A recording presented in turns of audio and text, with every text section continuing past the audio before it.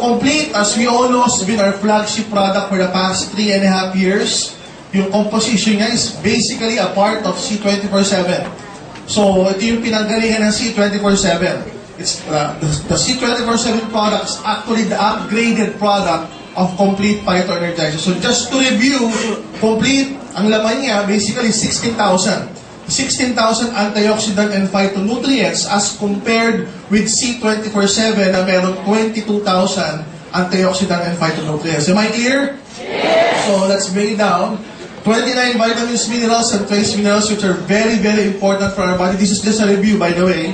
Sige, 12 fruits, 12 vegetables, 18 amino acids, 14 super green foods and spirulina blend, 12 mushrooms, 12 digestive enzymes, 12 specialty nutrients, 10 essential fatty acids. So, basically, these are all in C24/7 na dagdagan pa ng ilang ingredients. So, my focus for this day is basically the next product, which is Colidus. But before I proceed, sa dinami-dami natin ngayon, roughly we are around, 200 or 300. May I just ask, sino rito yung merong kamag-anak, kakilala? Basta kakilala. When I say kakilala, kamag-anak, kaibigan, kasama sa church, kasama sa work, okay? Kakilala na na-stroke, nagkaroon ng bara yung utak, taas ang kamay. So yung mga nasa harapan, kindly turn your heads at the back para malaman, sige, taas yung kamay. So in short, marami. Tama po ba? Marami, mabagal na yung kamay, na-stroke. O itaas naman yung kamay nung merong kakilala na na-atake naman sa puso. Usually, na-atake sa puso, medyo critical, patay agad. O because of the advent of drugs nowadays, medyo nabubuhay. Pataas ang kamay sa puso naman. Sa puso. O tingnan nyo rin yung mga nasa likod. Okay? So in short, marami. This disease that I'm talking about is a common disease here in the Philippines. Pag naglalakad ka sa kanto-kanto, may nakikita ka mabagal maglakad, na-stroke sa utak, o kaya may napalitaan ka na ICU, di ba, ng 1 week kasi na-atake naman sa puso. So basically, these are the disease that can be preventable. By what? By a supplement, by lifestyle changes, by a diet. So let's discuss Colidus Omega Supreme. Basically, just to let you know, Omega Supreme, Colidus, sinasabi nito, nakalagay sa box natin, which I'm sure you're very much familiar with, PCB and mercury-free. Yung iba nagtatanong, Dok, ang ibig sabihin nun, may libreng mercury yung product? Hindi po. PCB, these are poisons, toxins sa environment. Okay, mercury, these are also poison, heavy metals. Why? Kasi po ang source ng ating Colidus Omega Supreme ay fish. Ang fish na matagal na sa dagat, na yung dagat na sad to say, napupollute ng tao with heavy metals. Napupollute ng tao sa mga factories. Yung mga toxins na dapat itinatapon properly, may ibang manufacturer tinatapon sa dagat. Sad to say, yung mga fish na matagal nang nandyan, pag tinest mo, yung iba positive for mercury. May iba positive for PCB. Kaya pag yung mga taong nakakain, nagkakaroon ng poisoning, food poisoning. So the good thing with Colidus, na ang source ng ingredient, nakalagay dito, sardines or tuna, and tuna, PCB and mercury-free, ibig sabihin, walang lason. Na-testo ng Nature's Way that they give a certificate na walang PCB, walang heavy metals, negative for any mercury. Okay, so ang source ng ating Colidus are fish, sardine, tuna. Basically, ang component niya are omega-3 fatty acids. Now, these are very, very important. Anong omega-3 fatty acids? Dalawa lang yan. We call it the DHA and EPA. Guys, I hope you would remember this. Ayan. Okay? DHA and EPA. So now, you will memorize ano yung DHA. Ano yung DHA? Docosahexaenoic acid. So sabihin mo sa katabi mo, docosa. Hindi mo dudukutan yung katabi mo. Sasabihin mo, docosa. Hexaenoic acid. Sabi, naku, acid, baka matunaw. Hindi po. When you talk about fatty acids, okay, yung mga saturated chains, these are composed of miniature acids na important for our body. Mamaya malalaman niya kung gaano ka-importante. Guys, ang DHA, 15 to 30%. Listen, 15 to 30% ng tissues ng ating brain are composed of DHA. So, ganyan ka-importante yan. And our body doesn't create or doesn't manufacture DHA. So, kinakailangan manggaling talaga sa labas, ipapasok sa loob ng katawan through supplements or through food. Okay? Na ang number one source nito, from external source, galing sa food, ay ang pinakamaganda, yung animal base, which are the fish oil. Kaya kung mahilig ka magkakain ng isda, very good. Kung mahilig ka magkakain ng mga high-end na isda, mga tuna, mga salmon, yung mga nasa Jensen, General Santos City, mahilig magkakain ng ganun isda, maganda yon, mataas ang DHA na sa katawan. Pero what about those people na ayaw ng isda? Yak, malansa. Di ba? May mga sinasabi yung iba na ang vegetable source okay din, yung mga plant-based, okay din po yun. Kaya lang at times, pag kinain mo yung plant-based na omega-3 fatty acid, pag kinain mo yun, hindi nagko-convert sa loob ng katawan. Kaya minsan naalokan ka, may food supplement, mataas sa DHA. Anong source niyan? Plants. Parang bigas, parang grains, usually, mataas ang omega-3 fatty acid, pero pag kinain mo sa loob ng katawan, kinakailangan mag-convert pa yun. So pag nag-convert, according to studies, sa tao, hindi siya nagko-convert most of the time. The maximum conversion is 7%. Unlike yung fish oil, DHA na siya mismo. Na iinumin mo, pagpasok sa katawan, DHA pa rin. So the best source for omega-3 fatty acid, yung animal source na nanggagaling sa isda. So pwede rin sa mga kapatid nating Muslim dahil hindi naman to beef or hindi naman to pork. Okay, galing to sa isda, fish oil. So docosahexaenoic acid, yung EPA, this is also very important, eicosapentaenoic acid. Okay, so tandaan nyo lang yan. DHA, docosahexaenoic acid. EPA, eicosapentaenoic acid. DHA and EPA, 15 to 30% of our brain tissues are DHA. So, ganun ka-importante yan. So, ang nalaman natin, nung product natin, 1,000 milligrams, 700 milligrams of which are omega-3 fatty acids. So, nahahati ang 700 na yan. Yung 500 DHA, yung 200 EPA. Tapos, meron pang 10 units of vitamin E.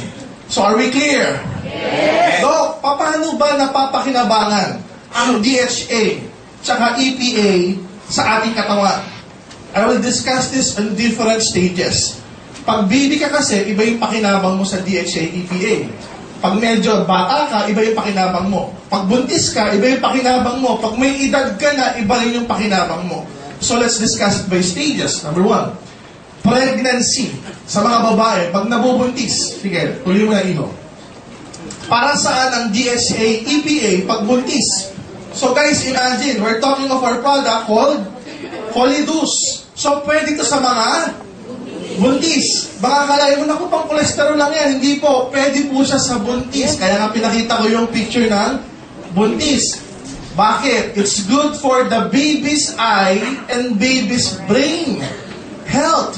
So kahit nasa loob pa lang ng tiyan yung baby, na-utilize na yung DHA saka EPA. Guys, this is the sad news. Okay, listen to this. Sa mga babae na mabubuntis at bubuntisin pa. At magpapabuntis pa. Since as a human being, guys, girls, meron kang natural na DHA sa loob ng katawan. Pag nag-create ng baby sa loob, yung DHA ng nanay napupunta sa baby. So medyo sad to say, kawawa yung nanay. Paano yan kung yung nanay mababa na DHA sa katawan? Ano pa yung makukuha ang DHA na pambata? That's why it's very wise na mag-supplement ng DHA. And our product, Polydus, is very rich in DHA. Again, for the baby's eye and brain. Okay? Learning ability, alam niyo ba kahit sa loob pa lang ng katawan, yung baby, natututo na yan. Nasasanay na, lalo na yung mga nanganak na. Di ba yung mga baby sa loob ng tiyan? At times, may oras kung sumipa. May oras kung tumigas. May oras, alas 6 na, mamaya gagalaw na yan kung gumagalaw na. Meron na nagkakaroon ng rhythm sa loob ng katawan yan. May mga factors na ginagawa sa loob ng katawan na natsitsyempohan niya tuwing gantong oras na nasasanay na siya sa loob pala ng katawan. Why? Kasi sa loob pala ng tiyan, natututo na yung baby. And that's because of DHA. So very, very important yan. Next. For the mother's brain and eye health as well. So hindi lang brain, pati sa mata maganda ang DHA. So kung mababa ang DHA ng nanay, yan yung nakukuha ng bata. Okay? Next. Sige, pakita mo na lahat. Ayan. So, it decreases the risk for postpartum depression. Guys, ano yung postpartum depression? So, yung mga lalaki na may asawang babae, yung mga lalaki, taas ang kamay, may asawa na nanganak na. Di ba minsan yung asawa, pag nanganganak yung asawa, at times yung asawa parang lulungkot-lungkot. Mga lalaki, na-experience ba yun? Yung tipong yung mga babae ganito, isang oras mo na hawak-hawak yung baby Ako hindi mo pa hinahawakan. Diba? Parang, siyempre, anak ko to, hawakan ko. Sino maghawak nito? Dadalawa lang tayo dito. At times, medyo hindi logical mag-isip si babae. Pag nanganganak, ang tawag nila doon, postpartum depression. Lulungkot-lungkot na parang hindi mo matansya. Parang, alas 8 na, ba't ngayon ka lang dumating? Alas 8 ka naman talaga dumarating. May mga ganun, why? Kasi nga yung DHA ng bata na nanggaling sa nanay, nung ipinanganak, masyadong malaki yung nawala sa nanay. Gaano kalaki? Usually, a normal female, pag nanganak, it would take that female 1 year para ma-recover yung normal amount ng DHA sa utak. So mga tatay, in short, for pag nanganak si Mrs., may 1 year na pwede siyang mag-gain lulungkot-lungkot. But hindi mo na, porket nanganak at nabuntis mo na ako, hindi mo na ako dinidate. May mga ganun. O yung mga asawa, naririnig niyo ba yun? So maunawaan mo na.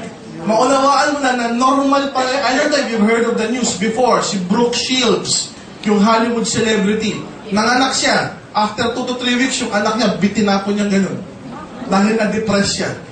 Tapos sinabi niya yun sa Oprah, sinabi niya yun sa Ellen na during that time na nanganak siya, nade-depress siya. Why? Mababa yung DHA sa katawan niya.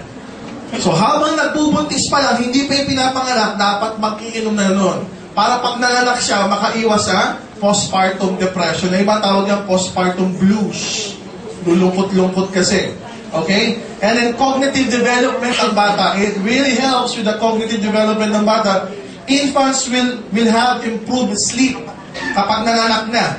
Dahil sa mataas yung DHA nung nasa loob pa lang ng siyam. And it increases the infant's immunity pag nanganak na. Next. Okay. So, ang recommendation para sa buntis, 2 Colidus everyday. Okay? Guys, ako po, nung nilaunch natin yung Colidus, 2 na po yung anak ko. Nung nilaunch natin yung Colidus, nagkaroon pa uli ako ng 2 anak. So, ang anak ko, 4 na. So, nakakatawa, yung huli kong 2 anak, napakatatalino. Lalo na yung pinakabulso ko ngayon, 1-year-old pa lang lalaki. At 1-year-old, marami nang nagagawa na hindi nagagawa nung una tsaka pangalawa kong anak when they were 1-year-old. So, ang laki ng improvement. So, yung mga nanay dyan na mabubuntis pa, o may kilala kayo, ano nyo na, sabihin nyo, buntis ka, pampatalino ng anak mo to. Colidus reduces bad cholesterol Diba? Sabihin mo kasi may DHA yan. Ano ba yung DHA? Docosa. Hexanoic acid. O, sipin nyo, alam nyo na. Para ka ng doktor ngayon. Okay, marami pa ako kayo tuturo. So, 2 Colidus pagbuntis, and I guarantee you, pag nanganak yun, maganda yung ma-achieve ng bata, madaling makaintindi, cognitive functioning, maganda. Next. So, pag nanganak na, during lactation, nanganak ka na. Okay, during lactation, it increases, ayan, still increases the DHA, EPA, from the mother's breast milk. So, pag nagpapadede yung nanay, mataas pa rin yung DHA doon sa breast milk na tinatransmit mo sa anak mo. So, continuous pa rin yung pag-nourish ng DHA tsaka EPA sa loob ng katawan. Why? For better visual acuity even at 4 months old. Kasi at 4 months old, nakakaaninag na po ang baby. Pero pag mababa ang DHA at EPA yan, kahit 6 months na, hindi ka pa ma-recognize. Pero at 4 months old, kapag healthy yung DHA at EPA, they can easily recognize objects, recognize faces. Next.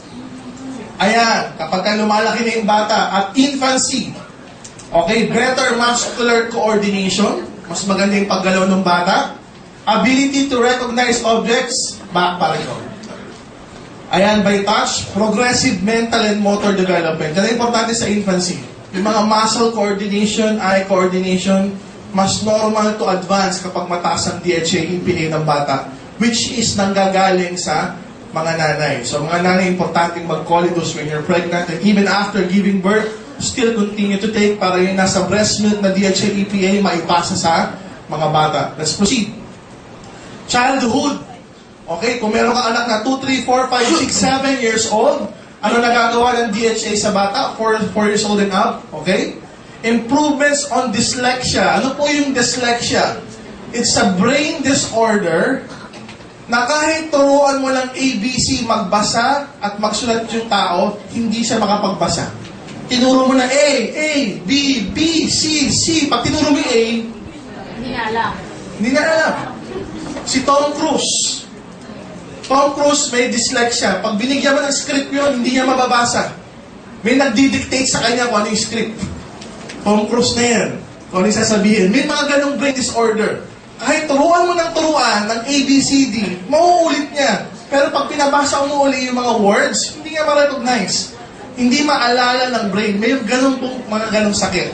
So nakakatulong yan sa mga ganong sakit. ADHD, Attention Deficit Hyperactivity Disorder. Sa Tagalog, attention deficit, kulang sa pansin. Hyperactivity, masyadong magalaw, papansin.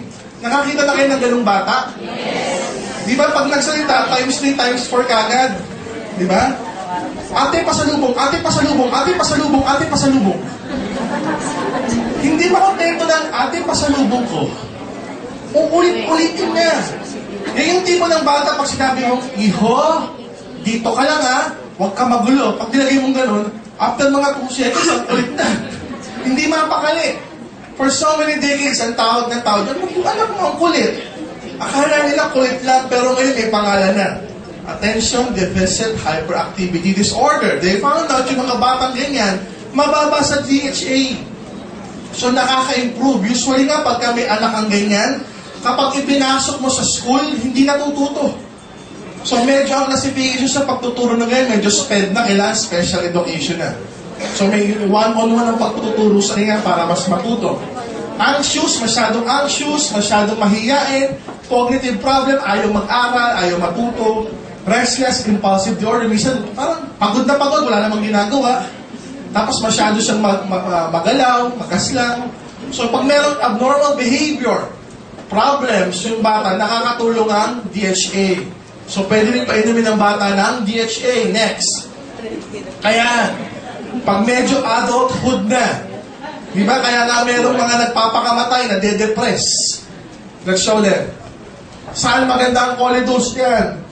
Improvements on depression. Mood disorder. Minsan, masaya, nasasakyan mo, pero after 3 days, iiyak-iyak, lulungkot-lungkot for whatever reason. May mga ganun. Kaya lalo rin mga magbo-boyfriend, girlfriend lang dyan. Kagabi lang, ka-date mo, bukas, away na kayo. Ano ba't kayo kagabi lang, ang saya natin na, anong nakain mo ngayon? May mga ganun talaga. Okay? Anxiety, isip ng isip, madaling mapagod, nako-confuse. Why? Probably mababa ang DHA sa katawan. So mga lalaki, paglulungkot-lungkot si girlfriend, bigyan mo ng colidus. Pag inaaway ka, sabihin mo, Ma, huwag ka tayo mag-away. Nga. Batuhan mo ng colidus. Hindi ako nagbibiro, nakakatawa lang tignan, pero it really helps. Ikaw mismo, pag ikaw mismo lulungkot-lungkot ka, parang, ba't ganito, nalulungkot ako, dati naman hindi ako ganito.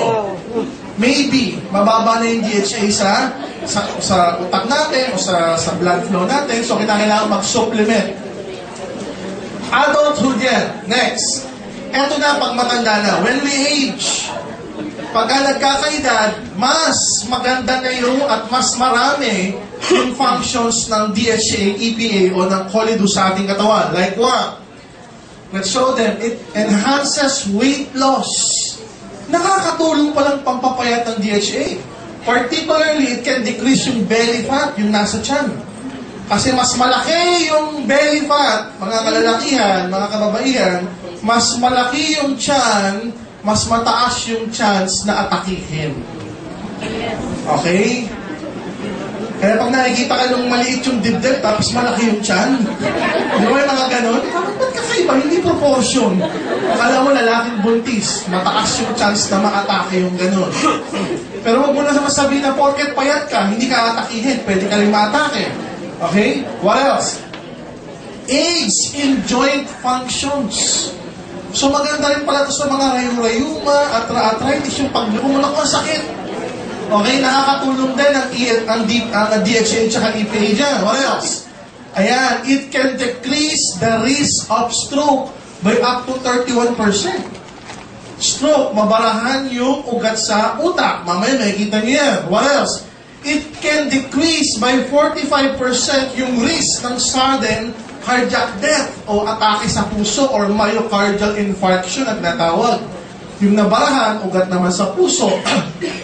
Okay? There was a study done. Kinumpara yung lifestyle ng mga Amerikano. Ano ba lifestyle ng Amerikano? Nagyoyosi, umiinom ng alak. Ang lunch, ang breakfast, ang dinner, usually high-fat diet. Gaano ka high-fat? Burger, french fries, di ba? Samantalang kinumpare naman yung buhay ng mga Hapon. Na ng Hapon, araw-araw ang pagkain, sushi, sashimi, tuna, mackerel, isda, everyday. So they found out yung mga Hapon sa Japan, pag tumanda, payat. Pag tumanda, normal ang blood pressure. Pag tumanda, normal ang blood cholesterol.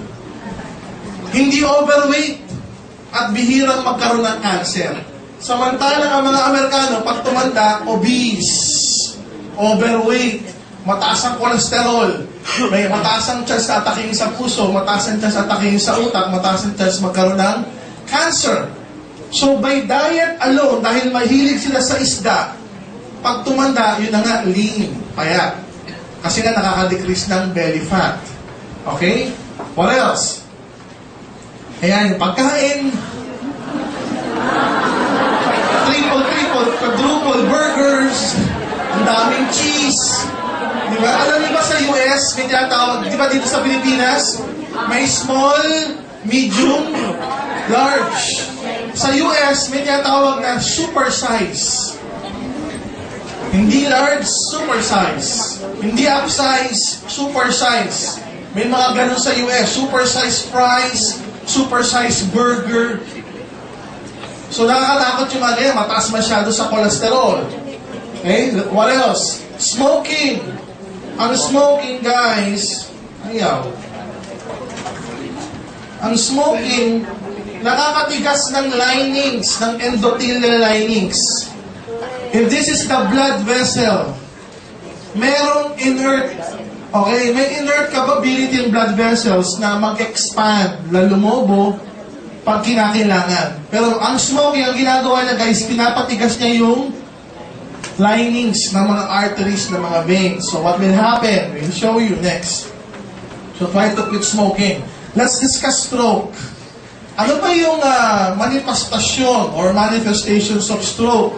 Gumawa ng acronym para at least makatulong ka pag nakakita ka ng taong ganito. They call it FAST. Number 1, face. Nagkakaroon ng facial deformity. Hindi pumapantay yung muka. Nakakita na kayo ng ganon. Pag nagsalita, yung kabilang bahagi rin gumagalaw. Yung kabilang bahagi ng mukha, naiiwan. Okay? Arms, hindi maigalaw. Parang ba't ganun? Hindi ko nagagalaw yung kamay ko. Nahihirapan. Okay? Nawawala ng pakiramdam. Sensory, nawawala ng panggalaw. Motor. Sensory, motor, nagkakaroon ng problema. Speech, slurred. Nabubulol. Ganun. Taling na ako sa ospital. Kailangan tumawag ka na. Huwag mo na antayin lumala pa. Tumawag ka na ng doktor, tumawag ka na ng barangay, daling nyo na sa ospital para matulungan. Why? Kasi nagbabara na yung sa utak. Stroke sa utak yan. Nagbabara na yung sa utak. Ano ba itsura nun? Let's proceed. If this is the brain, guys, ang utak natin, as I mentioned earlier, 15 to 30% ng tissues niya, ano laman? DHA. Anong DHA?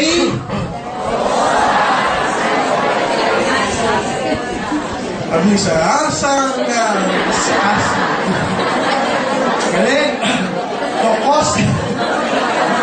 Docosahexaenoic acid. Isa ng dodokot. Okay. Guys, listen up. Our parts of our brain are different. There are different parts of the brain. Depende kung ano yung mababarahan o magkakaroon ng dugo, depende yan kung ano yung magiging resulta. Kunwari, eto, Broca's area, motor speech, dito ka nabarahan. Hindi kayo makapagsalita o bulol ka. Kakaibang klase yung pagkabulol mo. Kunwari, nabarahan naman dito, frontal, association area. Pag nabarahan yan, hindi ka makarecognize ng kakilala mo. Mga misis, pag naatake si mister, kamusta ka na? Sabi ni mister, dito ka. Sabi mo lang ko, sa frontal area ka nabarahan. Hindi mo ako makilala. Tapos may lumapit na ibang babae, asawa ko. Yung ibang asawa na alala. Okay, pagka naman dito yung nabara, language comprehension naman yung magkakaroon ng problema, di ba? Iba-iba, visual area, pwedeng bulag yung isang mata niya, iba-iba, depende kung saan mababarahan. Guys, our brain is a very complex matter. Up to this point, marami pang hindi naiintindihan ng science sa ating utak. Okay? Next. By the way, sige, balik mo muna ron. Ang brain natin, may mga balot yan. Okay, maraming balot yan, yung covering or linings, but we usually call it meninges. Meninges.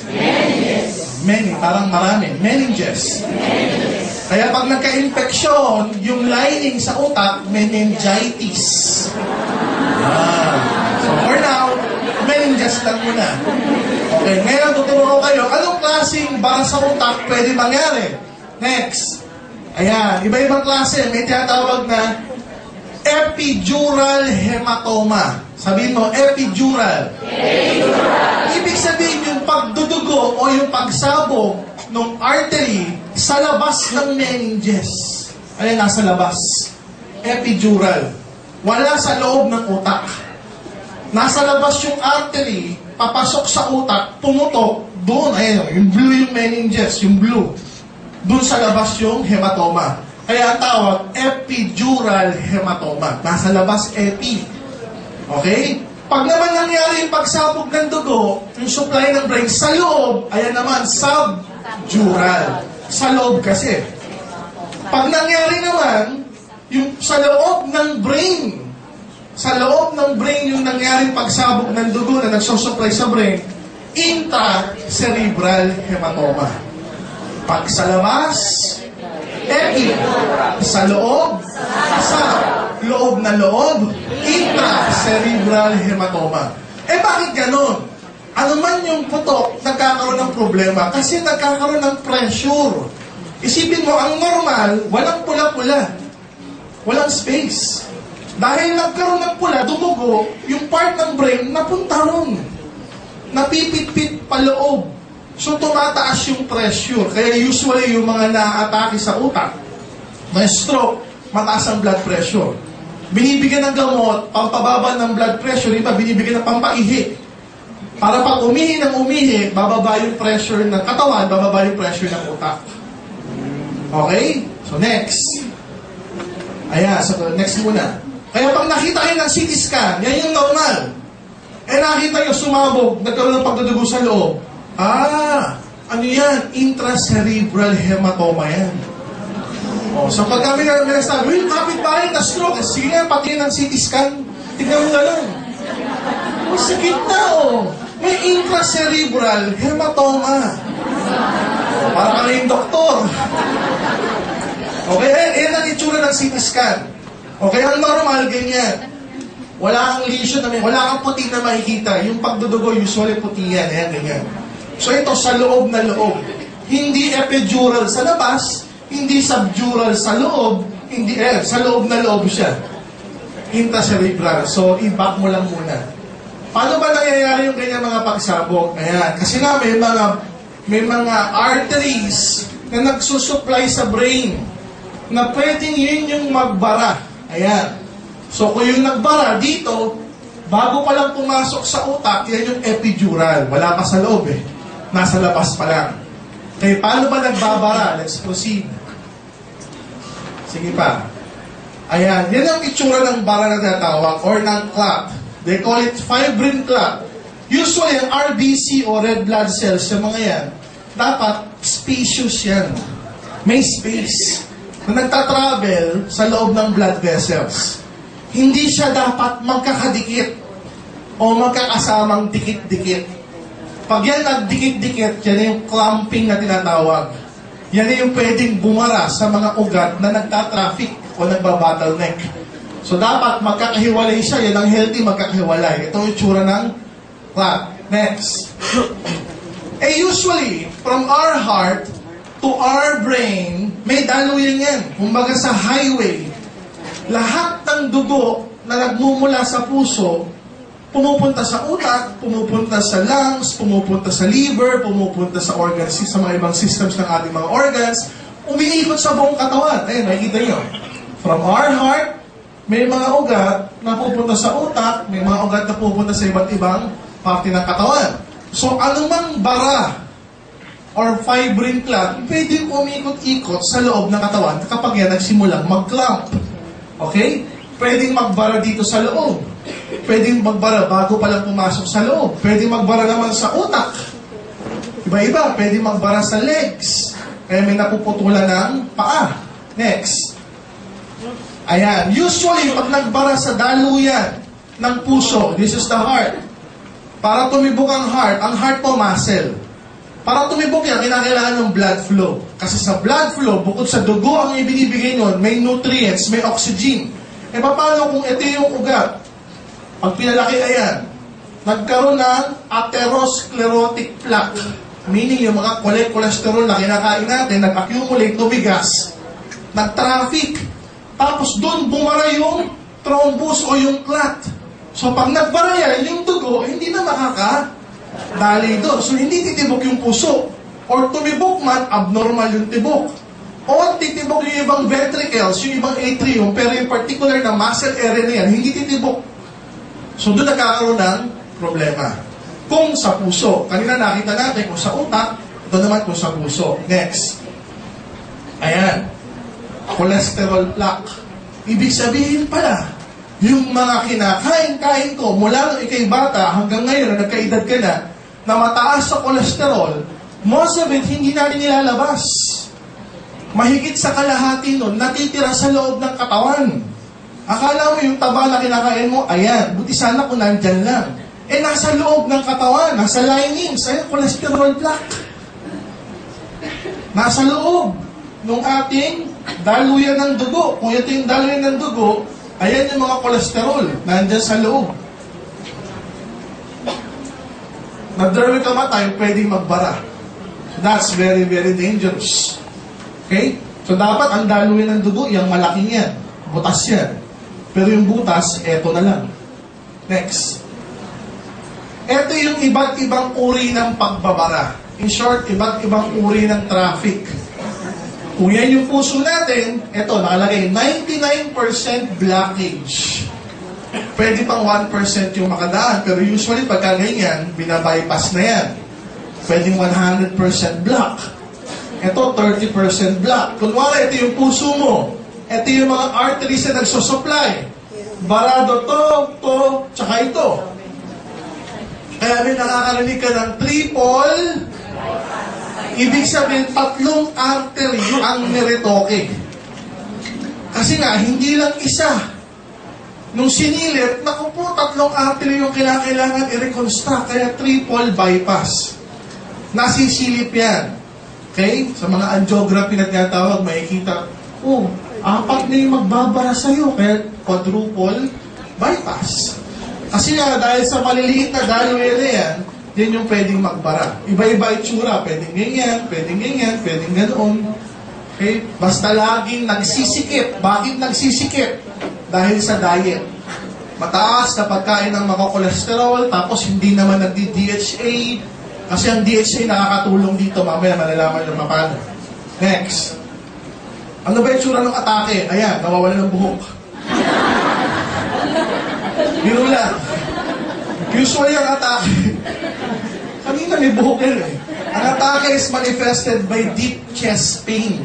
Parang may nakadagan, pero wala namang nakadagan. Kaya misis, pag sinabi ni Mr. Ma, parang may nakadagan, eh hindi ka naman nakadagan. Dali mo na sa ospital. Diba may ganong feeling? Diba kahit naglalakad na parang may nakadagang simento. Diba nahihirapang huminga, yung hindi normal yung pakiramdam niya, chest pain. Okay? Next. Ayan. Ang Colidus or ang DHA nakaka-reduce ng clumping ng platelet. Ang platelet is part of the red part ng dugo natin yan. Kasama ng mga red blood cells yan na dumadali pa ikot-ikot sa buong katawan. So naiiwasan niya magdikit-dikit.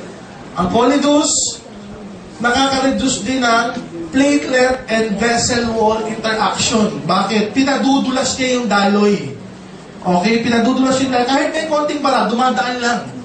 Lumalabnaw ng konti yung dugo natin para wag magdikit-dikit doon sa mga traffic areas.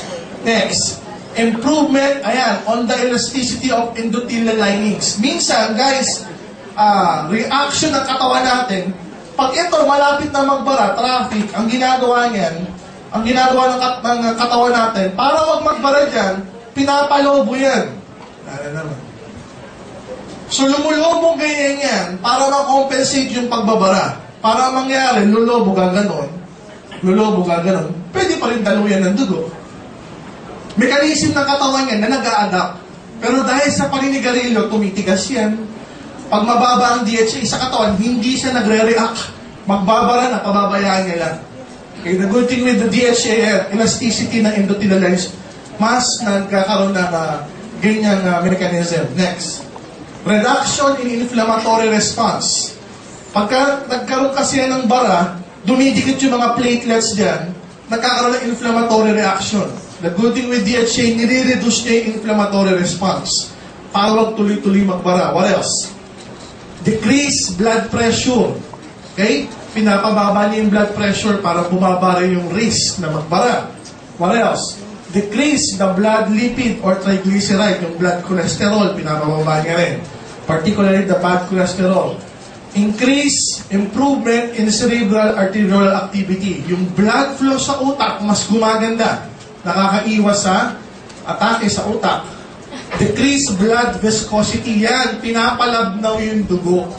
Yung lapot, pinapababa niya. So, lumalabnaw ng konti. Next, decrease resting heart rate. Pinapabagal yung pagtibok ng puso para wag magkaroon ng atake, whatever. Next. Usually, kapag nagbara, yan yung itsura. May pagbabara malapit sa paa, nabubulok, nagagangrene. Okay, yung buong paa, isang daliri lang sa paa, pwedeng yung sugat matagal gumaling. Bakit? Barado kasi yung blood flow ron, kaya walang pakiramdam yung kamay, walang pakiramdam yung paa. Actual picture would be looking like this. Akala mo nasunog. Yung pala, barado lang. Usually nangyayari yan, lalo na pag may diabetes.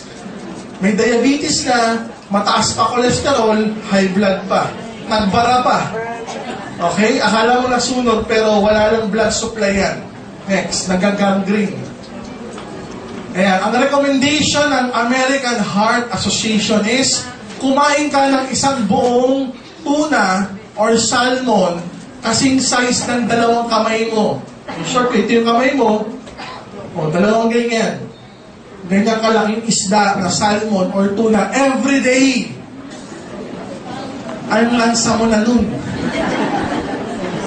Or, you can take, 900 milligrams of DHA EPA per day, or you can take 2 Colidus every day. Maganda sa joints, maganda sa brain, maganda sa mata, maganda sa heart, maganda sa blood flow, maganda sa depression, sa disorder, sa mood disorder, nakakaiwas sa mga sakit. Next. Hey guys, are you learning? Yes! So pag si Mrs. lulungkot-lungkot, bigyan niyo ng Colidus. Okay, pag may mga may high blood, bigyan ng Colidus. Yung mahilig magkakain ng maaalat, bigyan ng Colidus. Yung mga bata na makukulit, bigyan ng Colidus.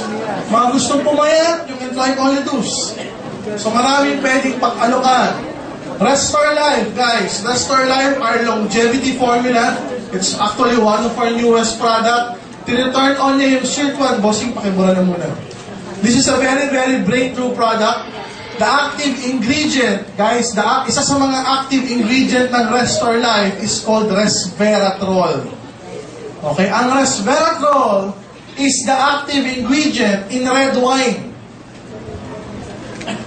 Red wine. And they found out, these are very, very historical. They found out yung mga tao sa Europe, kung saan malamig, kung saan ang alak ay normal. Diba? Tanghalian pa lang, nagre-red wine na.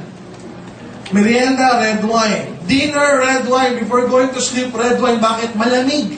Yung alak, nagpapainit ng katawan. They found out yung mga tao sa Europe, red wine ng red wine, pag tumanda, lean. Hindi mataba. Lean. Okay? Whereas, pag tumanda, normal ang blood pressure. Pag tumanda, mahaba yung buhay. By what? Mahaba yung buhay by 35% as compared to the people in US. Ang mga tao sa US, yun na nga, ang diet, burger, french fries, colas, beer, na wala namang resveratrol. So pag tumanda yung mga Amerikano, obese, overweight, mataas ang cholesterol, may cancer, may diabetes, may high blood. Samantala ang mga European, mas mahaba ang buhay ng 35%. Wala silang makitang pagkakaiba in diet, kundi red wine. Kasi ang mga European, mataas din sa cholesterol ng diet, steak. Diba? Mga steak, T-bone, sirloin, diba? Cheese. Mataas sa cholesterol yung mga yan. So they both have high cholesterol diet, Americans and Europeans. Pero ang Europeans, pag tumanda, payat. Ang Amerikano, pag tumanda, obese. So wala silang makitang difference other than red wine. And when they found out ang active ingredient ng red wine, resveratrol, true enough, when they tested sa mga organisms, okay, iba't ibang living organisms, pare-pareho humaba buhay by 30 to 60%. So naglabasan ng mga supplements based on this particular ingredient called resveratrol. Now, this particular doctor named Dr. David Sinclair, he is a Harvard researcher. Pag sinabing Harvard, sikat o hindi sikat? Sikat. Sikat. So for so many years, for the past 10 to 20 years of his life, he dedicated to resveratrol. Okay? Recently, 2006, guys, 2006, binili ng isang pharmaceutical company, yung company ni Dr. David Sinclair. Glaxo. Are you familiar with it? Yes. Ang buong pangalan niya, GlaxoSmithKline Beecham. At yung company na nag-merge together, pharmaceutical, binili yung company ni Dr. David Sinclair ng $800 million. Why? They are launching a drug. Drugs na. Hindi na po supplement. They're launching a drug based on resveratrol na ni-research yan. So usually kapag drugs, matagal bago i-launch yan. Kasi may mga clinical studies, may testing pa, gano'ng karaming milligrams, blah blah blah, ang tagal. So bago nila i-launch yun, tayo nag-launch na supplement-based lang. Pwedeng mainom. Okay? Pwedeng gawin na supplement, inumin on a daily basis. Why? Ano ba ginagawa ng... By the way, ang ingredients natin, ang main component ng or source ng ating resveratrol, Japanese knotweed. Okay? It's an herb from Japan and from Asian countries, knotweed. Ang tawag doon. Premium red wine extract, grape seed extract, concentrated red wine powder. You might be saying, Doc, may red wine powder. Tapos may premium red wine extract. E di may red wine component yan. Yes. Pero certified na walang alcohol. Kaya meron tayong halal certification for this. Kaya baka sabihin nyo, naku, baka malasin ako pag ininom ko yan. No. Wala siyang alcohol content kasi ang in-extract lang yung active ingredient which is the resveratrol. Next. Ano ba basically nagagawa ng Restore Life sa ating katawan? When you talk about heart disease, it can reduce inflammation, prevent oxidation ng bad cholesterol para wag tumigas, wag magkaroon ng cholesterol plaque. In the future, wag magkaroon ng atherosclerotic plaque na nakita nyo kanina. Therefore, it decreases the incidence of heart attack, cancer. Ayan. It limits the spread of cancer cells para wag nang mag-metastasize from one organ to another kasi mababalitaan nyo, may breast cancer. Tapos yung cancer sa breast, lumipat na sa brain, lumipat na sa liver. So ito, it limits yung pag-spread ng cancer. What else? It triggers the process of cancer cells death. Nakakatulong mamatay yung cancer cells by going to the process of apoptosis. Yan yung cancer death. Alzheimer's disease, yung nagiging makakalimutin, ulyanin sa matatanda, it protects the nerve cell from damage. Okay? What else? Diabetes, maganda sa diabetes ang Restore Life. Okay? It prevents insulin resistance. Okay? Yun yung precursor ng diabetes mellitus. Ano pa? Activates SIRT1 gene. Yan yung pinaka-importante sa lahat. Why? Ano ba nangyayari kapag na-activate yung SIRT1 gene? Nare-reverse yung aging process. And when it reverses the aging process, lahat na ng sakit nare-reverse. Kasi yun naman ang manifestation ng pagtanda. Nung bata ka naman, wala ka namang arthritis. Nung bata ka, wala kang diabetes. Nung bata ka, wala kang high blood. Nung bata ka, hindi mataas ang cholesterol mo. Nung bata ka, hindi ka ulyanin. Nung bata ka, wala kang cancer. Pero nung nagtandaan, doon na nagkaroon ng manifestation ng kung ano-ano sakit. With the activation of SIRT1 gene, nare-reverse yung aging process, thereby reversing all of the diseases that you have. Okay? So it's also a good supplement. You can take it every day, once a day, 2 times a day, 3 times a day, depending kung ano yung kalagayan mo. Live. Okay? The world's first coffee shooticals. Kaya tinawag na coffee shootical. Why? Ayan. By the way, sige, balik mo muna, bossing. Balik mo muna. By the way, ang coffee natin, maraming species ng coffee, but we choose to use yung Arabica. Why? The Arabica species ng kape. Kasi yung Arabica, yan yung pinakamasarap, number 1. Number 2, yun din yung pinakamahal. Number 3, yan yung pinakamasarap yung amoy. So, hindi tayo gumamit ng hindi premium na species ng kape. Ang ginamit natin, the premium, which is Arabica. Coffea Arabica. And also, ang kape natin, guys, mayroong component na complete phytoenergizer. So, hindi lang siya 3-in-1, hindi lang siya 5-in-1, hindi lang siya 20-in-1, hindi lang siya 50-in-1. Lahat na nandiyan na. Lahat ng ingredients ng complete phytoenergizer nasa ating kape. Maliwanag po ba? Yes! Next. Naturally, guys, ang coffee may antioxidant mismo. So, ang kape mismo, guys, before, nagkaroon ng study na ang kape masama raw sa katawan. Dati yun. Pero now, kinakain na nila yung salita nila doon. Now, according to Harvard, maraming good effects. Itong sasabihin ko from Harvard research. Maraming good effect ang kape sa ating katawan. Why? They found that kape mismo, even without the complete phytoenergizer, may antioxidant na siya, which they call quinines. Okay? Quinines. Okay, parang kilig. Quinines. Meron din siyang chlorogenic acid, meron din siyang tocopherols, parang vitamin E, tocopherols. Okay? Yan yung inert antioxidant ng kape. Kaya nga, pagka nakikita mo yung commercial ng mga kape ngayon, ano mga sinasabi na sa commercial? According to studies, coffee has more antioxidant than green tea. Kasi mas unang sumikat na yung green tea, healthy. Ngayon, bumabawi yung mga manufacturers ng coffee. Why? Because it's true. Mas maraming antioxidant ang kape kaysa sa green tea. Hindi pa lang nila ginagamit ito as a marketing spin. Ngayon, ginagamit na nila ng mga Nescafe, ng mga Nestle, so and so. Yan yung mga antioxidant ng coffee. Quinines, chlorogenic acids, and tocopherols. Next. Ano ba nagagawa ng kape? Kape pa lang to, ha? Kape pa lang. Ano nagagawa ng kape? It decreases.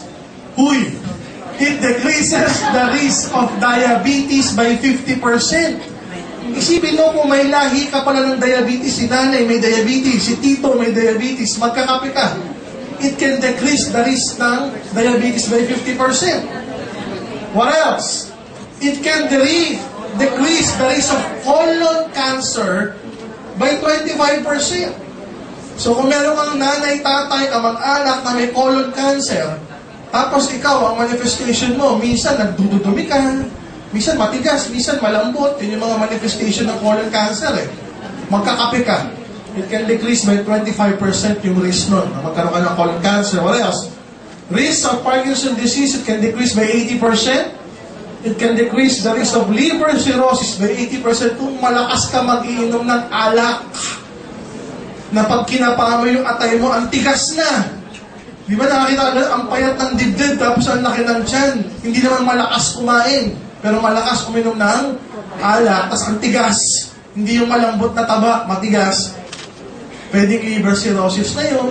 Kung dati nagkaroon ka ng ganung bisyo, para makaiwas by 80% ng liver cirrhosis, magkakape ka. Okay? What else? It can also decrease by 50% the risk of gallstones. Okay? Yung mga bato sa abdo. Okay? Next. Ayan. It can also help manage asthma, allergy and asthma, headache. It can boost our moods and prevent tooth cavities. So, pansinin mo, pag ikaw masakit ang ulo, magtimpla ka ng Liven. Magtimpla ka ng Liven, huwag ka uminom ng Biogesic. Magtimpla ka ng Liven, uminom ka, pansinin mo, mawawala yung headache mo. Pag masakit ang ipin mo, huwag ka uminom ng Planax. Huwag ka uminom ng Dolphinal. Huwag ka uminom ng mefenamic acid. Magtimpla ka ng Liven. Okay, magtimpla ka ng Liven, uminom ka. Hindi pa nauubos yung isang tasa mo, tanggal na yung toothache mo. Nakakaiwas sa cavities. Okay? Kape pa lang yan na merong complete. So yun yung nagagawa ng ating complete. Nakakatulong. For every 1 sachet